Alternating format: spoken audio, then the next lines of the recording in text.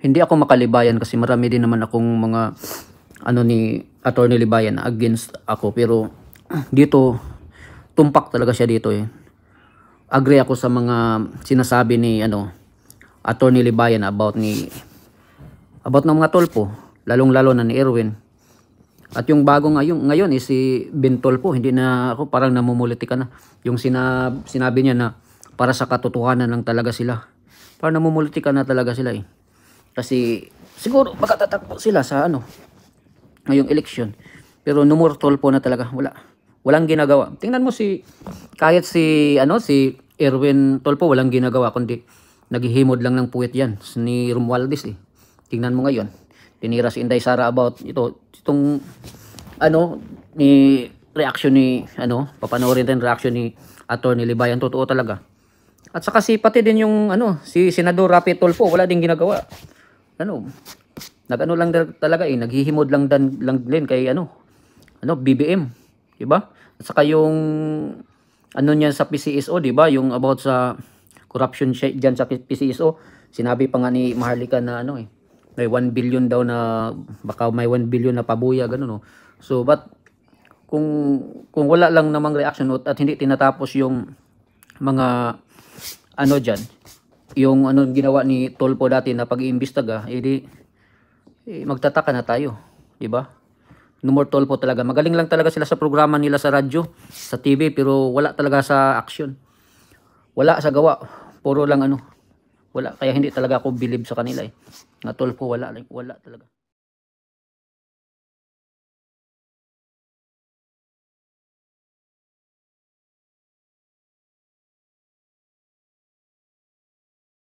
Sabi niya dito mga kabatas natin, VP Sara's refusal to take oath triggered impeachment call. Sabi ni Tulfo daw. Mga kabatas natin, no? Sinabi ko sa inyo yung mga grounds, di ba? Pinaliwanag ko na sa inyo yung mga grounds para magkaroon ng impeachment. Ngayon yung mag-refuse ka mag-take oath, ground ba yun para ma-impeach ang isang tao? Ang babaw naman, Erwin Tulfo. Basta Tulfo talaga. Hay! Oh my goodness. Di ba sinabi rin ni Erwin Tulfo noon, hindi daw siya tatakbo. Oh, ganyan yung mga taong yan. Sinungaling. Yun daw ang sabi niya. Sabi niya, nagalit daw yung maraming lawmakers nung hindi daw siya nag-take oath during a House hearing. Tignan nyo kung paano siya magpaliwanag mga kabats natin. Alam nyo, kung meron tayong kailangan sa Senado, sana utak. Not another Tulfo. Grabe majority ng Congress when she did that, lalo na yung last one na hearing, then she stood up and she refused. Ito, sa One News, ito mga kabats natin, One News. To take an oath. Karamihan or majority ng mga congressmen and women were frustrated and were kind of upset. Parang nabastos daw yung... yung pala yun. Pag nabastos ka pala, magpa-file ka ng impeachment. Hindi pala based sa grounds. Ang galing talaga nitong si Erwin Tulfo. Basta Tulfo talaga matalino. Matalino sa mga bobo. Bobo ka ang bulaklak.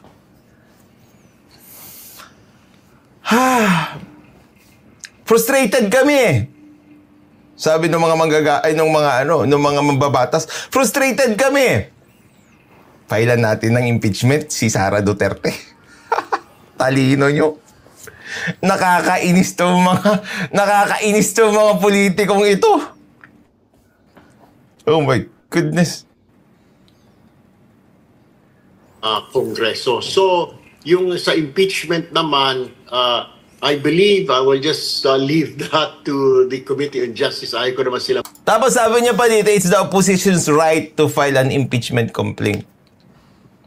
Hindi naman right yung pag-file ng impeachment complaint.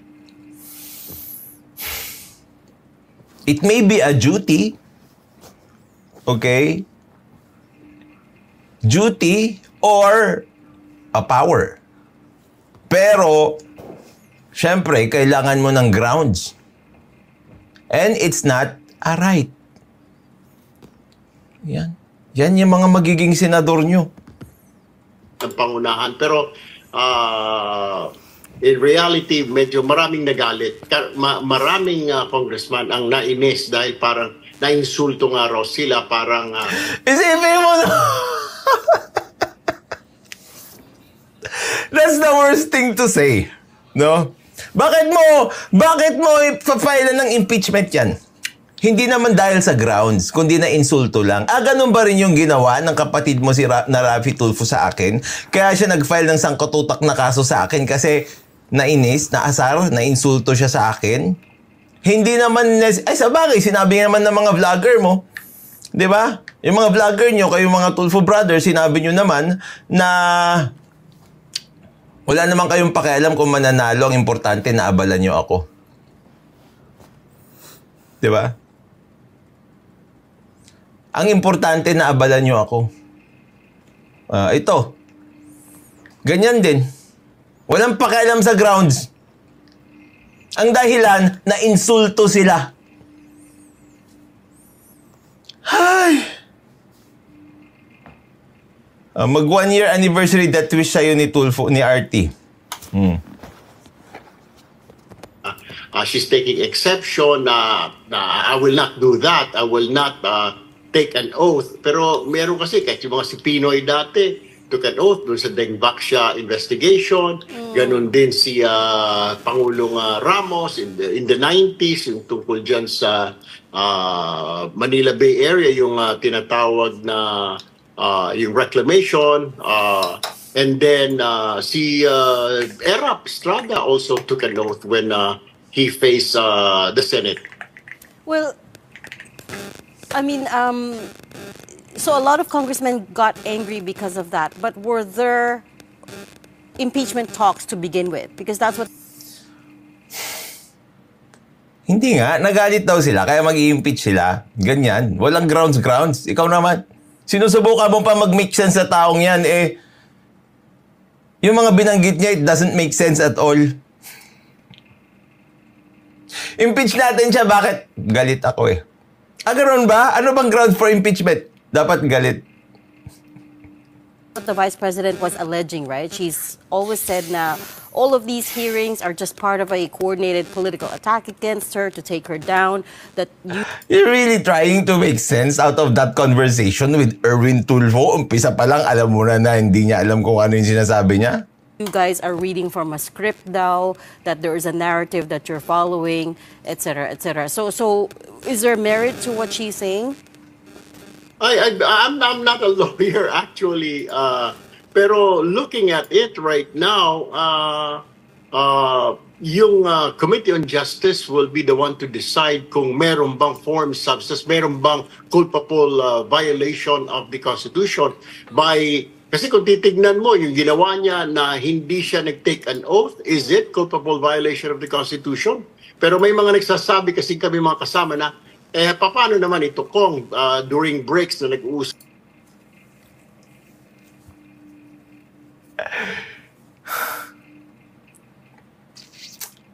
Malalaman mo talaga pag walang laban yung utak ng isang tao, no? If you refuse to take an oath, is it culpable violation of the Constitution? Doon pa lang alam mo na Kahit naman hindi ka abogado, pag may common sense ka lang, common sense lang hindi na critical thinking. Nakalagay ba sa Constitution yung pagte-take ng oath? Tapos pag violate mo yon, culpable violation of the Constitution ba yun?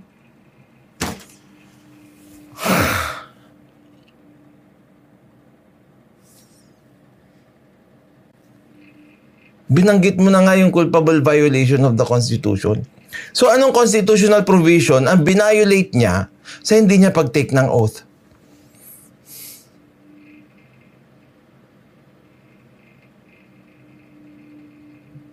Ano? Sige nga, Erwin! Magka-sense ka naman kahit konti. Pareho kayo ni Raffy Tulfo Banggit kayo ng banggit ng mga words, hindi nyo naman naiintindihan. Napakasimpleng English lang yan. Di ba, taga-Amerika kayo? Di ba? American citizen ka pa nga eh. Rin-announce mo na ba yung American citizen mo? Di ba, naging American citizen kayo? Yun nga yung naging issue sa iyo, sa DSWD appointment mo. Di ba? Oh, culpable violation of the Constitution. By those 3 words alone. What do you understand by that? Vinolate mo yung Constitution. Ngayon, nakalagay ba sa Constitution na dapat ang Vice President mag-take oath before the Congress? O di vinolate niya yun? Impeach siya. Bobo ka ang bulaklak. Bobo ka talaga ang bulaklak. Usap ang mga congressman, why can't she explain saan napunta yung 125 million na intelligence fund? Yun ang dapat niyang sagutin. Hindi pa naman niya nasasagot. So I don't... Pero hindi naman dyan sa punto nyo. Dyan sa... Kupal. know really dito sa Committee on Justice namin kung doon nila titignan yon na how did you spend this? Medyo mabigat yun na hindi mo masagot kung saan mo ginasta yung pondo mo. Pero hindi naman dyan yung proper forum. others are saying na yung merely dahil hindi ka nag-oath, dahil binastos mo ang Congress, I don't think so. Pero pagdating dun sa spending yung budget mo and then you cannot explain it, then again, that's a different story. Pero that's I will leave that to our Committee on Justice to decide. Dapat nga hindi ka na nga nagsalita eh. Wala kayong maintindihan. Pareho kayo ni Rafi Tulfo, puro kayo daldal ng daldal. Final and executory. Sabi, hindi naman alam ibig sabihin ng final and executory. Shut up na lang kayo. You're misleading the people. No, I meant, ladies. Kong Erwin, I meant, is it true that Pipilitin mo pa talaga mag-make sense itong si Erwin Tulfo Come on. Hirap na kayo. there were always impeachment talks against her? That this is part of May ilan, to be honest with you, to be frank with you, after that incident, yung ayaw niyang mag-take ng oath, there were some, pero hindi siya as a whole na tingin ng mga tao na pinagkakaisahan na siya ng mga party leaders. I really don't know kasi... Hindi naman daw, kayo naman, wala naman daw impeachment talks. Konti lang. Pero, nagalit daw sila nung hindi siya nag-oath. When the speaker met with, usually mga ganyan desisyon. Binabayaran ba ito pag magpapa-interview ka? Lahat ng party leaders pinupulong muna ni Speaker Romualdez tulad nung kay Teves. There was a meeting, I was there, I attended that meeting. Pero itong meeting recently by the Speaker with the party leaders, yung pinag-usap Hindi naman daw, pero I really don't know. Ganyan. Magdaldal ka lang. lang nila yung budget kung zero ba or ibibigay ba. And karamihan nagsabi na bawasan pero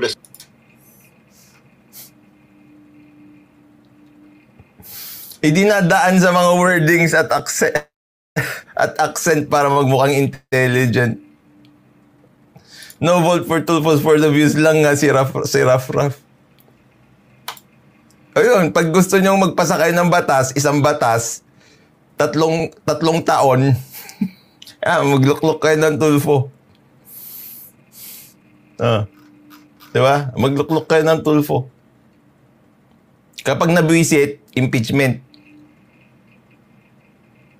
Speaker said like, no, ibigay na lang natin, sundan na lang natin yung binigay ng Congress kay former Vice President Leni Robredo. Tapos yung mga hinihingi niya na extras about social services, pwede niyang ihingi sa DSWD, sa Department of Health. So there were impeachment talks after she refused to take the oath, but before that, were there talks? Hindi niya maintindihan yung question eh. Kanina mo pa tinatanong yung madam? Let go of the question. You are talking to a person who doesn't know what he's talking about. talks? Because she's been alleging this for months. Na Not that I know of. Pag sa mga break, usually na pag-uusapan, nagmi-meet kami doon sa North Lounge or South Lounge. Pag mga break, nagko-coffee, may merienda. Hindi na pag-uusapan yan eh. Pero itong yung araw na hindi niya nasagot, may mga nagsasabi. Pero collectively, yung maraming nagsasabi, Walang maintindihan dito sa sinasabi niya. Kahit tignan niya dito.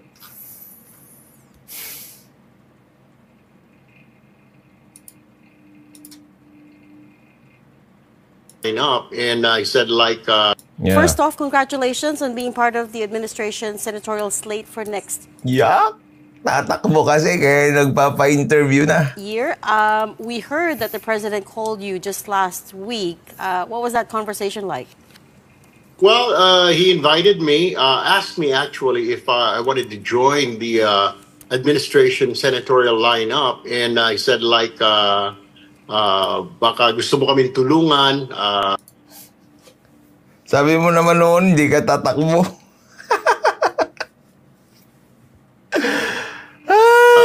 Tulad sa DSWD.